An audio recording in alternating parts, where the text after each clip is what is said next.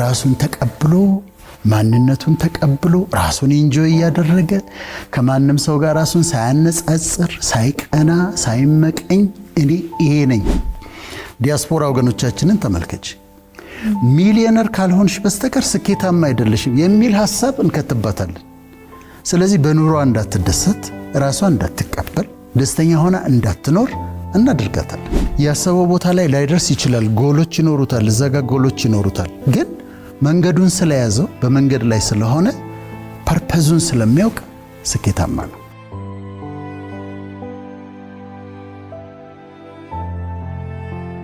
እውነታ ትክክለኛ የሚገልጸው የእንግሊዝኛ ቃል ሪያሊቲ ነው እና ሪያሊቲ ደግሞ ስንል በሶስት አይነት ልናየው እንችላለን። አንደኛው የሚታይ፣ የሚሰማ፣ የሚሸተት፣ የሚዳሰስ በሴንሶቻችን ልናረጋግጠው የምንችለው ነገር እሱ እውነታ ነው፣ ሪያሊቲ ነው። ስለዚህ ማየው ነው። አንቺ መቅዲ እዚህ ጋር ያለች ሪያሊቲ ነው፣ ማየት እችላለሁ። ስለዚህ ሪያሊቲ ነው። ይሄ አንድ ነው።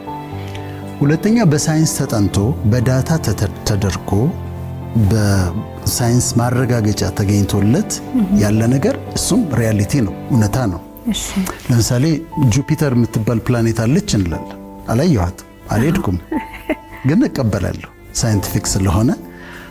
እንደዚህ አይነት ነገሮች በሳይንስ በዳታ ደግሞ የተረጋገጡ ነገሮች ሪያሊቲ ወይም እውነታ ይባላሉ። በሶስተኛ ደረጃ ደግሞ በእምነት የምንቀበለው መንፈሳዊ በሆነ ነገር የምንቀበለው እውነታ ነው። ለምሳሌ ለኔና ላንቺ እግዚአብሔር አለ፣ እውነታ ነው ለኛ። አላየነውም፣ በስራው እናውቀዋለን፣ በተለያየ ነገር እናውቀዋለን፣ ግን አላየነውም። በመንፈስ በልባችን በእምነት ተቀብለነው ደግሞ እውነታ የሆነልን ነገር አለ። ይሄ ሪያሊቲ ነው። አንዳንድ ሳይንቲስቶች ሪያሊቲን ሙሉ በሙሉ የሚክዱ አሉ። መቅዲ በጣም ትላልቅ ሳይንቲስቶች ኢሉዥን ነው ይሉሻል። የለም፣ የረዥም ቅዠት ነው። ላይፍ ራሱ አንድ ረዥም ቅዠት ነው። ስለዚህ ለነሱ አሁን መቅዲ የለችም፣ እኔ የለሁም፣ ኢሉዥን ነው። ሪያሊቲ የሚባል ነገር የለም። የምንኖረው አንድ ረዥም በኮንሽስነስ ውስጥ አንድ ረዥም ቅዠት ነው የምንኖረው የሚሉ አሉ። ይህንን እኛ እንቀበልም። ሪያሊቲ አለ። ቅድም እንዳልኩሽ በሴንስ ኦርጋኖቻችን የምናረጋግጠው ሪያሊቲ አለ። ሳይንቲፊክ በሆነ መንገድ የምናረጋግጠው ሪያሊቲ አለ። በመንፈስ በእምነት የምናረጋግጠው እውነታ አለ። ስለዚህ አሁን የዛሬውን ቶፒክ ስናነሳ፣ የዛሬውን ርዕስ ስናነሳ በምሳሌ ብንጀምር ደስ ይለኛል። እሺ፣ መልካም። እውነታን ስለመካድ አይደል እናወራው? እውነት ነው። አንድ ሰው ሆስፒታል ሄደ። እሺ፣ ሆስፒታል ሄዶ የተለያየ ምርመራ ተደረገለትና የስኳር በሽታ አለብህ ተባለ። ሃይፐርቴንሽንም ደም ብዛትም አለብህ ተባለ። አሁን ይሄ ምንድነው? በሕክምና ሪያሊቲ ነው። ቴስት ተደርጎ ነው። ፋስቲንግ ብለድ ሹገር፣ ሌሎች ምርመራዎች ተደርገው የስኳር በሽታ አለብህ ተብሏል። የደም ብዛት አለብህ ተብሏል። ይሄ ለሕክምና ሪያሊቲ ነው። ወጣና እሱ የለብኝም አለ። የለም፣ እኔ ስኳር በሽታ የለብኝም፣ ዝም ብለው ነው ሐኪሞቹ የሚያወሩት። እኔ ሐኪሞቹ ዝም ብለው ነው የሚያወሩት፣ እኔ ስኳር በሽታ የለብኝም፣ ደም ብዛት የለብኝም አለና ዲናይ አደረገው። ስለዚህ ሪያሊቲው ምንድነው? የሕክምና ሪያሊቲ ነው። ሪያሊቲው ስኳር በሽታ አለበት፣ ደም ብዛት አለበት። እሱ ምን አደረገ? ካደ፣ ዲናይ ያደረገው። ከዛውን ወደ ኮንሲኩዌንሱን እንመጣለን። ኮንሲኩዌንሱ ምንድነው? በጊዜ ርዝመት ያ ውስጡ ያለው የስኳር ህመም ደም ብዛት አይኑን ሬቲናውን ይጎዳዋል፣ ኩላሊቱን ይጎዳዋል፣ የነርቮቹን ይጎዳል፣ ኒውሮፓቲ የሚባለው የደም ስሮቹን ይጎዳል። ከዛ ከአንድ ዓመት ከሁለት ዓመት በኋላ ወይም ቆይቶ በጣም ታሞ ይመጣል። ስለዚህ ምንድነው ያደረገው? ሪያሊቲ ነበር፣ ሪያሊቲውን ዲና ያደረገ፣ ኮንሲኩዌንሱን መዘዙን ተቀበለ ማለት ነው።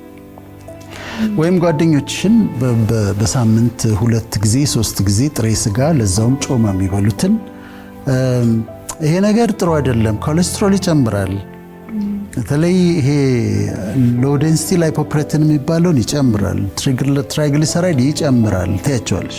ስፕሎ ነው ይልሻል። ዲናይ ያደርጉታል። እኔ ላይ ምንም ችግር አያመጣም ይላሉ። ያንን በሚያደርጉበት ጊዜ ቆይቶ አንድ ቀን ሃርት አታክ ጥሏቸው የአቴሮማ ደም ስር ውስጥ የልብ ደም ስር ውስጥ ይከማችና ሃርት አታክ ጥሏቸው ታገኛለች። ስለዚህ ኮንሲኩዌንስ ነው። ስለዚህ ሪያሊቲ አለ። ሪያሊቲ እንዳለው የሚዳሰስ በሳይንቲፊክ ወይም በእምነት የምናረጋግጠው ነው። ከዛ ዲናያል አለ፣ መካዱ ነው። እሱ ላይ እንመጣለን። ከዛ የሚከተለው መዘዝ አለ። ሌላ ምሳሌ ልንገርሽ።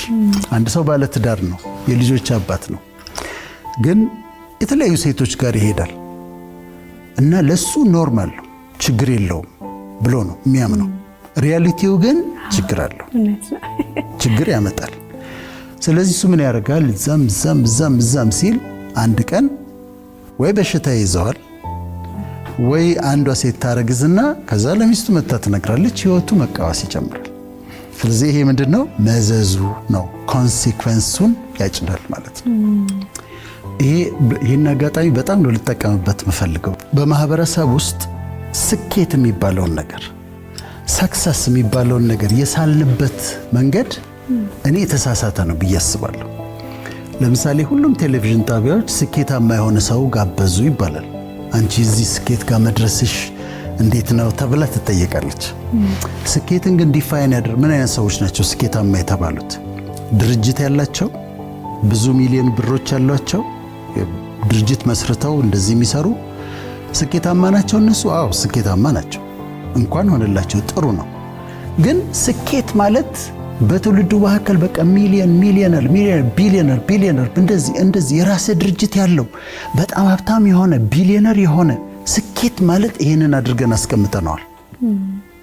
ይሄ አሁን ወጣቶቹ ላይ ስለ ሚሊዮን ብቻ እንዲያስቡ፣ ስለ ቢሊዮን ብቻ እንዲያስቡ እንዲያደርጋቸው ሆኗል።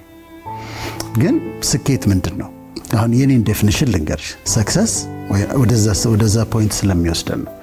ስኬት ለኔ አንደኛ ሰው ከሰሪው ጋር ሰላም ሲሆን፣ ከሰሪው ጋር፣ ከፈጣሪው ጋር፣ ከአምላኩ ጋር ሰላም ሲሆን፣ ከሰሪው ጋር ከአምላኩ ጋር ብቻ ሳይሆን ደግሞ ከራሱ ጋር ሰላም ሲሆን፣ ከራሱ ጋር ራሱን ተቀብሎ ማንነቱን ተቀብሎ ራሱን ኢንጆይ እያደረገ ከማንም ሰው ጋር ራሱን ሳያነጻጽር፣ ሳይቀና፣ ሳይመቀኝ እኔ ይሄ ነኝ፣ አሁን ያለኝ ይበቃኛል፣ ከዛ ደግሞ ይጨመርልኛል ብሎ ራሱን በሰልፍ አክሰፕታንስ፣ በሰልፍ ኮንፊደንስ ለራሱ ሰልፍ ክብር ሰጥቶ ሲኖር ስኬት ነው።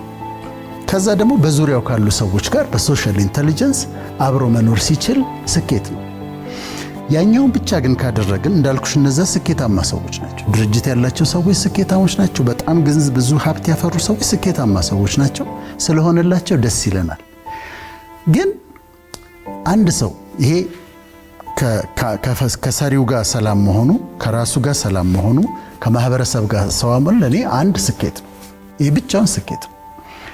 ከዛ በሁለተኛ ደረጃ የሚኖርበትን ፐርፐዝ አውቋል ወይ? የሚኖርበት ፐርፐዝ አለው ወይ? ለምንድን ነው የምትኖረው ተብሎ ሲጠየቅ እኔ የምኖረው ለዚህ ነው ማለት ይችላል ወይ? ያንም ማለት ከቻለ ፐርፐዝ ካለው የሚኖርለት ዓላማ ካለው ሰክሰስፉል ነው፣ ስኬታማ ነው።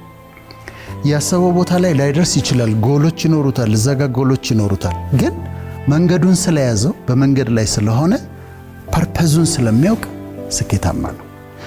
የራሱን ችሎ ራሱን ማስተዳደር መቻሉ ራሱ ስኬት ነው። አሁን እኛ ሰፈር እንደዚህ ቡና የምታፈላ ሴት አለች። እኛ ቢሮ አካባቢ ቡና ታፈላለች። ጠዋት ትመጣና እዛ አካባቢ ላሉ ሰዎች ፓስቲ ምናምን ሻይ ምናምን እንትላለች። ከዛ ምሳ ሰዓት ላይ ቡና ታፈላለች። ጽድት ያለች ነች። ቤቷ ትሄዳለች። የቤት ኪራይዋን ትከፍላለች። ልጆቿን ትምህርት ቤት ትልካለች። የልጆቿን ትምህርት ቤት ትከፍላለች። ስኬታማ ነች አይደለችም? ስኬታማ ነች። ለምን? ለምትኖርለት ዓላማ የራሷን ኑሮ አሸንፋ ልጆቿን አስተምራ እየኖረች ነው። እቺ ሴት ስኬታማ ነች። እዛ ጋር ጎሚስታ የሚሰራው ጎማ የሚደበድበው ልጅ ቱት አርጎ ጎማ ደብድቦ የጎማችንን አየር ለክቶ ምናምን ከዛ በምሳ ሰዓት ገብቶ ምሳውን በልቶ ብር ሰርቶ ሄዶ ቤት ኪራዩን ከፍሎ ሰርቫይቭ እያደረገ ምናልባት ቤተሰቡንም እናቱንም እየረዳ ይኖራል። ይሄ ልጅ ስኬታማ እንደሆነ ልንነግረው ይገባል። ስኬታማ ነህ፣ ይጨመርልሃል፣ መጨመር ትችላለህ። ግን ስኬታማ ለመባል የግድ የራስህ ድርጅት ኖሮ ሀብታም ሆነ መሆን አለበት። ለመሰለሽ ይሄንን እምለው አንዲት ሴት ባንክ እየሰራች ነው፣ ደሞዝ ትቀበላለች። ከባንኩ ብድር ሰጥቷት አፓርትመንት ወይም መኪና ገዝታ እየከፈለች ነው። አሁን ለሷ ምን እንላታለን? የራስሽ ድርጅት ከሌለሽ በስተቀር ስኬታማ አይደለሽም፣ ሚሊዮነር ካልሆንሽ በስተቀር ስኬታማ አይደለሽም የሚል ሐሳብ እንከትባታለን። ስለዚህ በኑሯ እንዳትደሰት፣ ራሷን እንዳትቀበል፣ ደስተኛ ሆና እንዳትኖር እናደርጋታለን። ዲያስፖራ ወገኖቻችንን ተመልከች።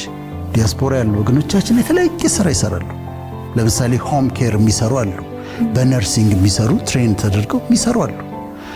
አንዳንዶቹ እኔ ምንላቸዋለሁ ሲያወሩኝ፣ ባይከፈላችሁ እንኳን እኮ ያንን መስራት የደከሙ ሰዎችን ማገዝ ባይከፈላችሁ እንኳን እኮ ልትሰሩት የሚገባ ነበር እላቸዋለሁ። እና ይሰራሉ፣ ወጫቸውን ይሸፍናሉ፣ እዚህ ያሉ ቤተሰባቸውን ያስተዳድራሉ፣ ስኬታማ ናቸው። ስለዚህ ስኬት የሚለውን ነገር ሪዲፋይን መደረግ አለብን።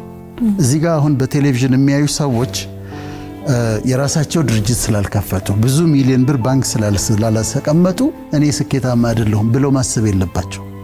ዓላማ እስካላቸው ድረስ ስኬታማ ናቸው ማለት ነው። መቼም መነሻን አለመካድ ትልቅ ነገር ነው። አሁን በጣም መጽሐፍ ቅዱስ ላይ የሚወደድ ሰው ንጉሥ ዳዊት ነው። ንጉሥ ዳዊት ለመሰለሽ የሚወደደው ሁል ጊዜ ስለ ራሱ ሲያወራ የበግ እረኛ ነበርኩ፣ ከበግ ጥበቃ አንስተኸኝ፣ ንጉሥ ሆኖ ዙፋን ላይ እኮ ተቀምጦ ነው። ከበግ እረኝነት አንስተኸኝ በጎችን ስከተል እንዲያድርገኝ ሁሌ የተነሳባትን ሎወስት ፓርት አይረሳትም። ይሄ በጣም ነው ደስ። እኔ ራሴ ሰዎች ከምን እንደተነሱ የመጨረሻ ነው። እኔ ጫማ ጠርግ ነበር፣ ድቆሎ ሸጥ ነበር ምናምን ብለው የሚያወሩ ሰዎችን ውስጤ እንደዚህ ነው የሚያከብራቸው፣ ሪስፔክት ነው ማድረጋቸው። ምክንያቱም የተነሱበትን አልካዱ።